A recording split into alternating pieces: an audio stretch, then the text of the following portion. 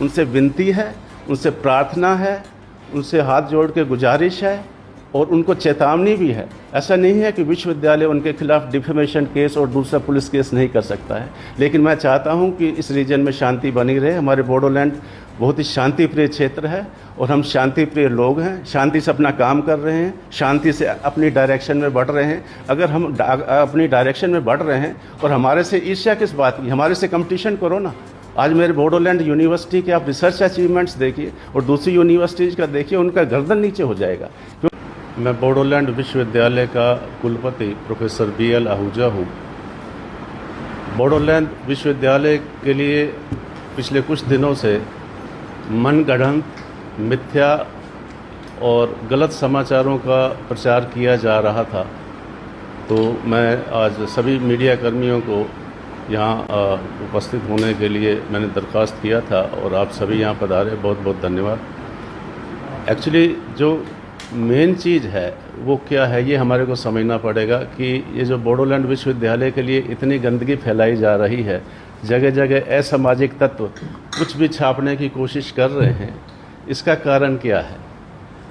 Actually लोगों का जो है कुछ तो नासमझी है, ना तो नियम पढ़ते हैं और ना इनको नियम से कोई लेना देना है।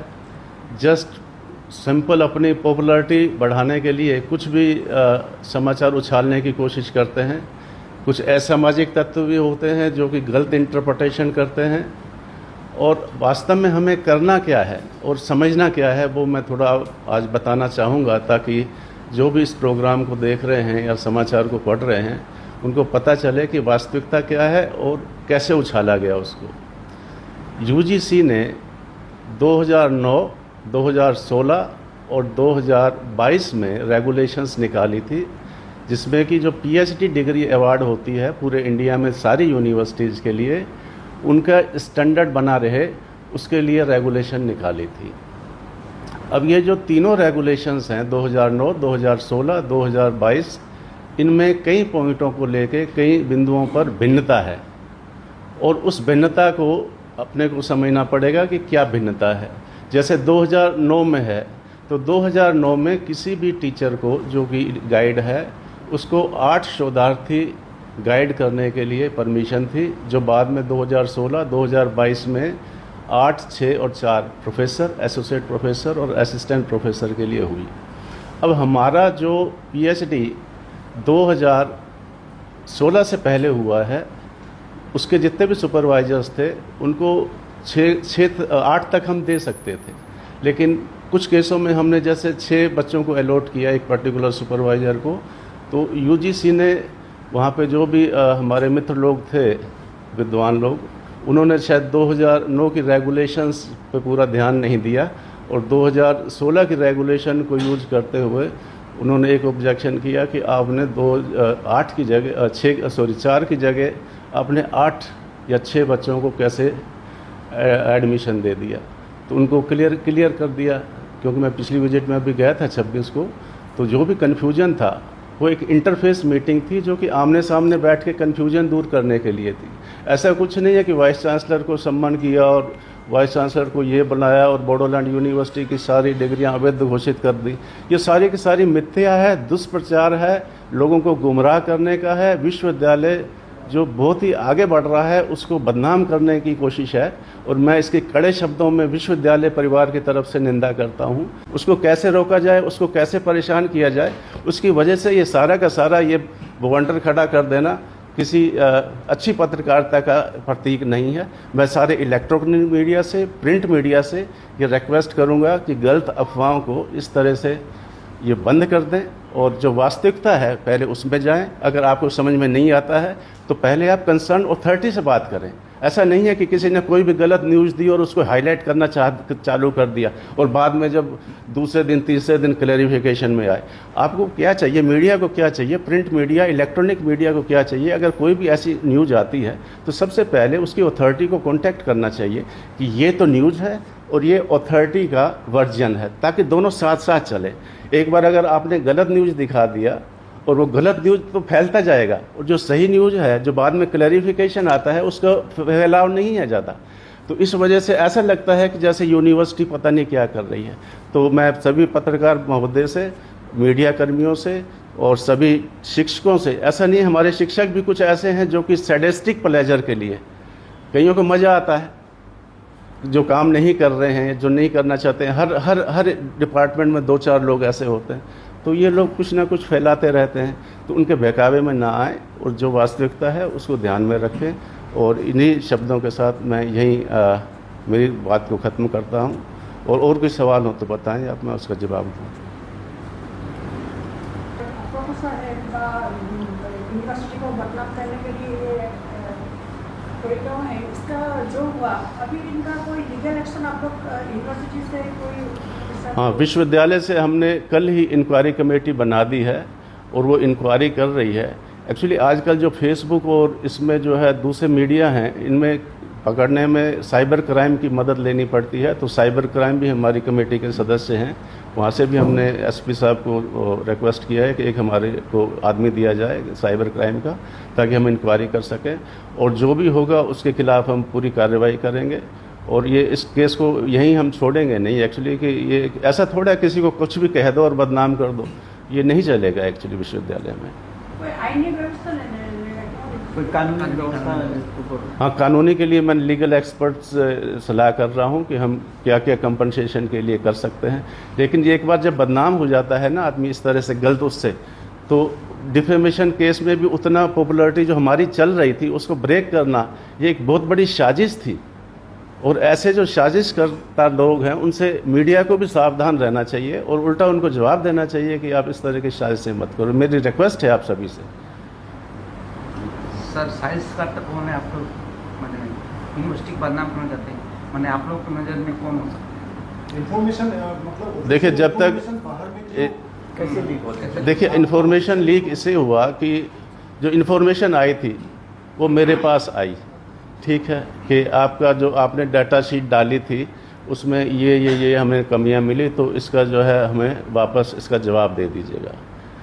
उसी की जो एक कॉपी है 2 लोगों की आई थी, एक मुझे आई थी और एक हमारे जो भूतपूर्व रजिस्ट्रार हैं उनको भी कॉपी गई। तो अब वो उसके बाद वीसी अपने पास तो कोई कागज रखता नहीं है, वीसी आगे एकेडमिक रजिस्ट्रार को भेजता है, एकेडमिक रजिस्ट्रार का फिर आगे सेक्शन होता है, फिर क्लरिकल स्टाफ होता है। तो आजकल सभी के हाथ में कैमरा है, क्योंकि मोबाइल फ़ोन में कोई भी फ़ोटो क्लिक करके कोई भी भेज सकता है। तो आज के टाइम में कोई ऐसा, और इसमें कोई छुपाने वाला था भी नहीं, ऐसा कुछ नहीं था कि डॉक्यूमेंट को इसमें कोई एटम बम का फॉर्मूला लिखा हो, इसमें छुपाने वाला कुछ भी नहीं था। अगर किसी ने पढ़ लिया तो पढ़ो ना, अगर इसको पढ़ा है तो उसके बाद इसके नियम भी पढ़ लो थोड़ा सा, तो कष्ट करो ना। वो कष्ट नहीं किया और उछाल दिया बिना बात की जो है ना। जैसे जो हमारे यूजीसी की जो कमेटी थी जो भी देख रही थी, क्योंकि पूरे इंडिया का डाटा देख रहे हैं, ये ऐसा नहीं कि हमारी बोडोलैंड यूनिवर्सिटी का ही डाटा देख रहे हैं, ये पूरे इंडिया का अलग अलग इंस्टीट्यूट्स का डाटा देखकर ये यूजीसी ये करने की कोशिश कर रहा है कि किस तरह का ट्रेंड चल रहा है। और आसाम से हम तो भाग्यशाली मानता हूं कि बोडोलैंड यूनिवर्सिटी को उन्होंने चूज किया, कम से कम वो हमारा नाम तो है यूजीसी में कि हाँ ये विश्वविद्यालय अच्छी पीएचडी करा रहा है। तो उसमें अगर कोई खामी है तो अगर वो हमारे को बताते हैं या उनको गलत समझ है तो हमारे से पूछने के लिए तो इंटरफेस मीटिंग करते हैं। इंटरफेस मीटिंग कोई सम्मान नहीं होती है, किसी का कोई वो नहीं होता है कि साहब वाइस चांसलर किसी कोर्ट में या वैसे सम्मान में गया है। एक इंटरफेस मीटिंग में वाइस चांसलर गया और उसको कह दिया कि साहब यूनिवर्सिटी ने उसको तलब किया है, वहाँ के वाइस चांसलर कुछ दुष्प्रभाव था। अब जो दूसरी पॉइंट पे मैं आ रहा हूँ, जैसे अपना SC ST कैटेगरी में और OBC कैटेगरी में 5% मार्क्स की छूट मिलती है। तो अगर किसी के 52% मार्क्स हैं PG में तो 55% मिनिमम चाहिए। अगर उसके 52 हैं तो उसको अगर SC ST OBC कैटेगरी का है तो 5% की छूट मिलती है। हमारा क्षेत्र जो है बोडोलैंड में अपनी ST बाहुल्य क्षेत्र है, तो वो उनके दिमाग में नहीं था, तो उनको पढ़वा दिया गया है। UGC रेगुलेशंस उनको पढ़वाई गई हैं और जो कमेटी मेंबर्स थे जिनको किस तरह से भी उनसे चूक गया एक्चुअली, वो हर आदमी से भूल होती है, ऐसा नहीं है कि हमारे से भी भूल नहीं हो। तो UGC में जो भी कमेटी मेंबर्स की भूल थी उनको बता दिया गया है कि देखिए SC ST को 5% का रिलैक्सेशन मिलता है। तो ये जो उनका ऑब्जर्वेशन था वो भी उन्होंने मान लिया कि हम गलत थे। तीसरा उसमें जो है ये है कि जो RSC रिसर्च एडवाइजरी कमेटी आपने नहीं बनाई। 2016 से पहले रिसर्च एडवाइजरी कमेटी का कंसेप्ट नहीं था। विश्वविद्यालयों पर डिपेंड करता था कि वो अपने हिसाब से प्री पीएचडी सबमिशन या प्री पीएचडी एग्जामिनेशन कैसे कराते हैं। यानी जब कोई भी कैंडिडेट थीसिस सबमिट करने को होता है, एक बार डिपार्टमेंट के लोग बैठकर उसकी थीसिस को खोल के उसके प्रेजेंटेशन को देखकर ये तय करते हैं कि उसने जो भी हमारे को सबमिट करने वाला है हमारा बच्चा विश्वविद्यालय में, क्या वो उस लेवल का है कि उसको डिग्री अवार्ड कर सके। तो वो उसको कहते हैं रिसर्च एडवाइजरी कमेटी। तो 2009 से पहले ये रिसर्च एडवाइजरी कमेटी का पर्टिकुलर नोमेनक्लेचर नहीं था। तो हमारे जो डिपार्टमेंटल रिसर्च कमेटी है, जिसको हम डीआरसी कहते हैं, ये सारा का सारा वहाँ होता है। अलग अलग यूनिवर्सिटीज़ में मैंने पहले भी मेरे पिछले भी इंटरव्यू में बताया था कि कहीं ये पीजी रिसर्च बोर्ड कहलाता है, कहीं पीजी बोर्ड कहलाता है, कहीं डिपार्टमेंटल रिसर्च कमेटी कहलाता है। आरएसी वर्ड था ही नहीं 2009 से पहले। तो इन्होंने जो भी इंफॉर्मेशन चढ़ाई है अपनी वेबसाइट पे और जो हमसे मांगी थी, उसमें ये लिखा कि आरएसी की मीटिंग कब हुई। जब आरएसी थी नहीं तो हमारे से ये मिस्टेक हुई कि वो हमने ये नहीं लिखा कि उस वक्त आरएसी का प्रोविज़न नहीं था। उन्होंने पढ़ा नहीं, हमने बताया नहीं उस शीट में, तो उन्होंने सोचा कि इनकी आरएसी नहीं थी। तो उनको बता दिया गया, उनको पढ़ा दिया गया कि भैया 2009 के पहले रेगुलेशंस पढ़ लो, उसमें आरएसी वर्ड नहीं था, उसमें इंस्टीट्यूशनल वर्ड था। तो इंस्टीट्यूट को डिसाइड करना है, हमारे यहाँ उसके इक्वलेंट डिपार्टमेंटल रिसर्च कमेटी होती है। अब जब 2016 के बाद आरएसी का कंसेप्ट आया तो हमने आरएसी लिखना चालू कर दिया।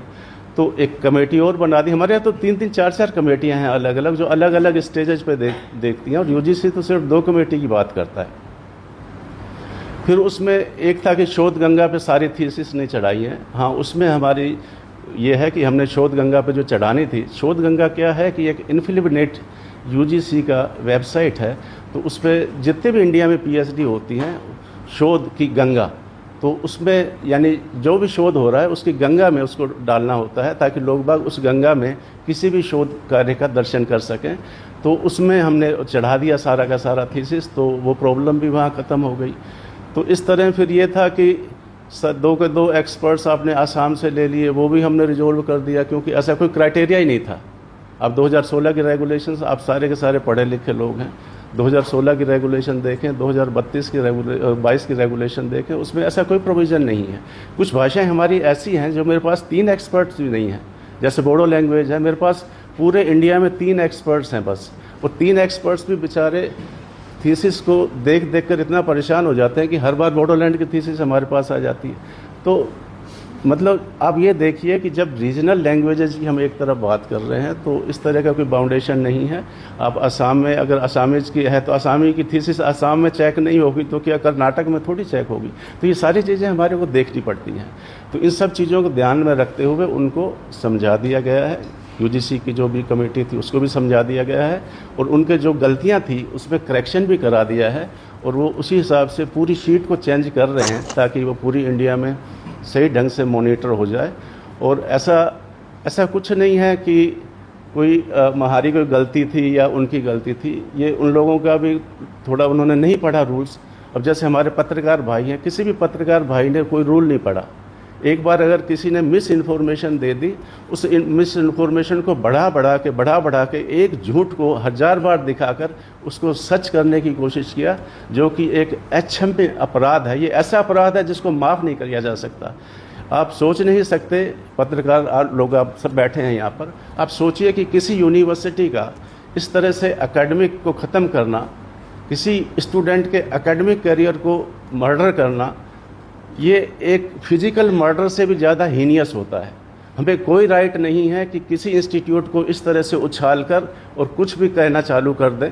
तो मेरी आप सभी लोगों से जो इस तरह की अफवाहें फैला रहे हैं, उनसे विनती है, उनसे प्रार्थना है, उनसे हाथ जोड़ के गुजारिश है, और उनको चेतावनी भी है। ऐसा नहीं है कि विश्वविद्यालय उनके खिलाफ डिफेमेशन केस और दूसरा पुलिस केस नहीं कर सकता है, लेकिन मैं चाहता हूं कि इस रीजन में शांति बनी रहे। हमारे बोडोलैंड बहुत ही शांति प्रिय क्षेत्र है, और हम शांति प्रिय लोग हैं, शांति से अपना काम कर रहे हैं, शांति से अपनी डायरेक्शन में बढ़ रहे हैं। अगर हम अपनी डायरेक्शन में बढ़ रहे हैं और हमारे से ईर्ष्या किस बात की, हमारे से कंपटीशन करो ना।